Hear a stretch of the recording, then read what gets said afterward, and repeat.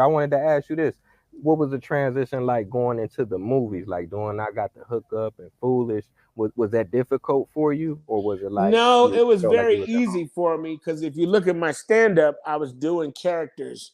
I was doing characters. I was an actor. I did stage stuff before I became a stand-up. I was in theater. So it wasn't really hard. And back then I didn't wear glasses, so I could see. And I could read the scripts easier. Now I gotta read with the glasses on and take them off if the character don't have glasses. But it was fun making that transition into acting because actually that's what I wanted to be initially was an actor. I wanted to be an actor before I became a comedian. You know what I mean? So doing Foolish was fun, and playing the retarded character and I Got the Hook Up was fun. I'm a best, I can't be your ass.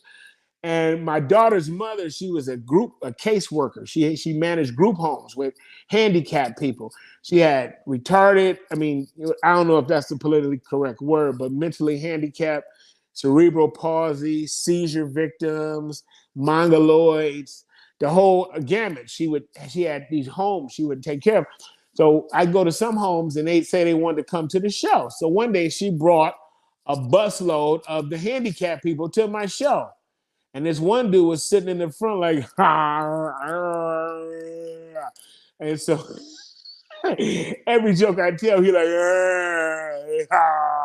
and so, and his laugh sounded like a fire engine. So every time I tell a joke, everybody laugh. He come from out of nowhere.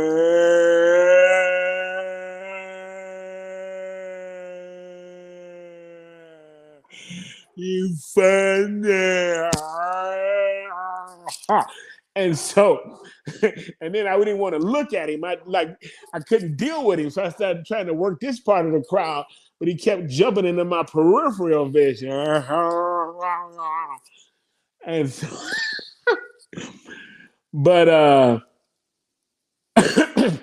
but yeah, man, I've worked Asian audiences. I've done an Asian crowd in Koreatown in LA, where half the crowd didn't even hardly speak English. You talking about a hard crowd? That was a hard crowd. And my name is Tommy Chunn, so they thought I was gonna be Asian, and they was like, "Nah, I'm black, motherfucker." You know, it's like I'm black, but my credit is Asian. You know, but yeah, man. So that's been my journey, and then I got to a point where stuff got real hard. I had comics turning on me, and what's funny is I had more black comics hating on me than the white comics. And then the Mexicans rescued me from the black people hating on me. And Gabriel Iglesias put me on his show because the black people was hating on me. He didn't take me on tour with him, though, but he did put me on his TV show, I guess for ratings. But I didn't get no tour money. I was really sad about that. I ain't heard from him since. You know, when people don't want to deal with you no more, usually they find something to not like you for. They'll think of something. Nigga, you blinked wrong. You shouldn't have blinked like twice, nigga. Fuck Tommy Chunn. It's like, nigga, Tommy Chunn took a deep breath. Nigga, fuck his lungs. Give a fuck about Tommy Chunn's motherfucking lungs. Hope that nigga chest busts. That's how people are, man.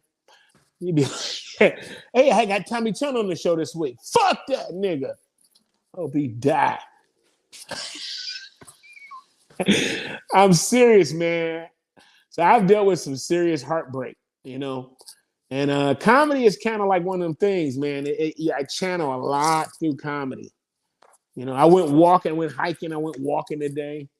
You know, you go for a walk, you know, get on stage, tell some jokes, you know, you cleanse your spirit, you know what I mean? It's like taking a doo-doo, you know what I mean?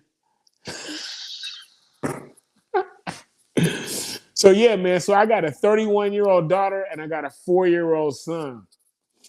And my son, he's a trip, man. He be like, he be trying to tell me what he need when he upset. He'd be like, I need some water. Daddy, I need a milkshake. I need ice cream. Daddy, I need pancakes. Like he'd be telling you what he need. I need a new truck. I need some pancakes and a toy. I remember he heard me yelling at his mama one day, and he was like, his mother came home and said, "You know what he said in the car?" I said, "What?" He said, "Fat bitch." I'm like, he must have got that from somebody at school. He told his mama, "You're not a bitch, mommy." And so it's like, damn. So now I can't. I'm really trying to be careful of what I say around him.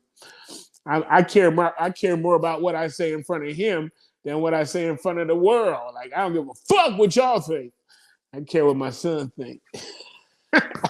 Man, that's what's most important though. Now let me ask you this. I know we over the time limit, so I'm gonna let you get back to business. So at this point now, are you still doing stand up? Are you thinking about directing? You had mentioned like putting some footage together, doing more I have movies. footage from years ago. I've been filming stuff, man, since I'm 58 right now. I started filming stuff when I was 25, man, 26. I got footage of me on stage, young dude. When I had a flat top, I ain't had no gray hair. I was slim. I looked like Carlton from Fresh Prince. You know what I mean? And so I'm still doing stand up. I got a show coming up February 17th at the Stand Up Comedy Club in Bellflower, California, and it's sold out. So I don't know if you're gonna be able to get in. It says sold out. So if you want to come, you might roll with me if you can. But it's sold out. But I still do stand up. I want to do a Netflix special. I'm long overdue. Everybody's had a special from my era, but me. You know what I mean? So I would like to do a special. I got a lot of footage from me young when I in my heyday. I'm gonna edit that together with my special. Like I'm a, before and after my special. I'm gonna start running it on. I got stuff I'm about to start putting up on Instagram and TikTok and Facebook, and I'm gonna direct people to my YouTube page, trying to get more hits and stuff. You know how that go. So I got footage, man. I got old school footage. I got footage of me and John Witherspoon. Nobody's ever seen. Winky Dinky Dog. I don't know if you know who that is, but me and John. I got footage of a lot of people, man, from old school days. So I don't know. There's a comedian named Downtown Tony Brown. He passed away. I got footage with me and him. Footage of B's Comedy Kitchen. I got a lot of different stuff, man. So I'm working on getting that digitized and put up. I got so much. I got like 50 hours of footage. So it's all compressed on this hard drive. So I gotta so I gotta have it compressed, and I gotta do something so I can, because I can hear it, but some of the stuff I can't see. And they told me it's because you have too much information in there and you gotta spread it out.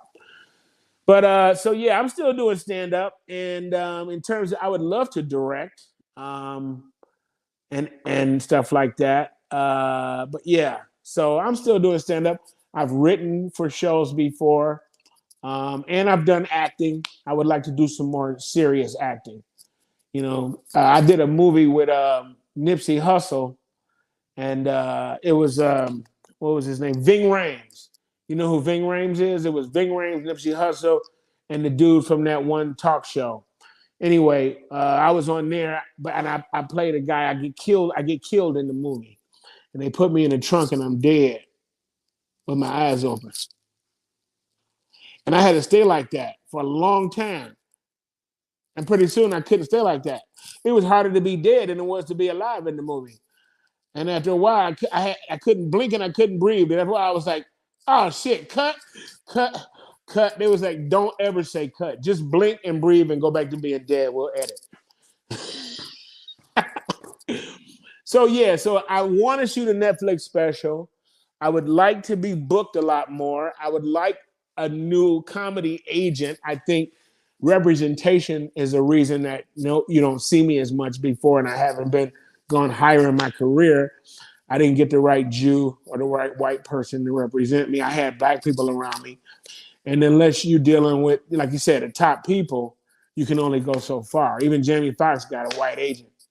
So I was trying to do that, but then I got hurt. I tore my ACL, had to get surgery, and they had a showcase set up for me at the Laugh Factory, but I couldn't do it because I had to have surgery.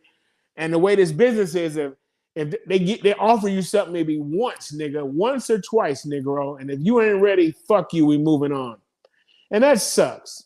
So that's what happened to me. I wasn't available for somebody else's schedule, and they're like, if you want it, this is it. You might be talented. You might have been a comedian your whole life, but if you don't jump when we say jump, fuck you. And I couldn't jump because I had tore my ACL and I hyperextended my knee. My foot was up near my hip. I had to get full blown surgery. And so the guy who was supposed to be representing me, Steve Smooks, he got mad at me for having a health problem, and they just dumped me. I remember at one point I went into Benny Medina's office. They wanted to represent me, but my agent at the time wanted me to stay with her. And then once I did, she left and left the business. So that's another thing. I stayed loyal. I was loyal to people who wasn't loyal to me. You know that record, Them Hoes Ain't Loyal. They were talking about they were talking about the entertainment industry. You thought they were talking about females on the street. They meant the entertainment field. These hoes ain't loyal.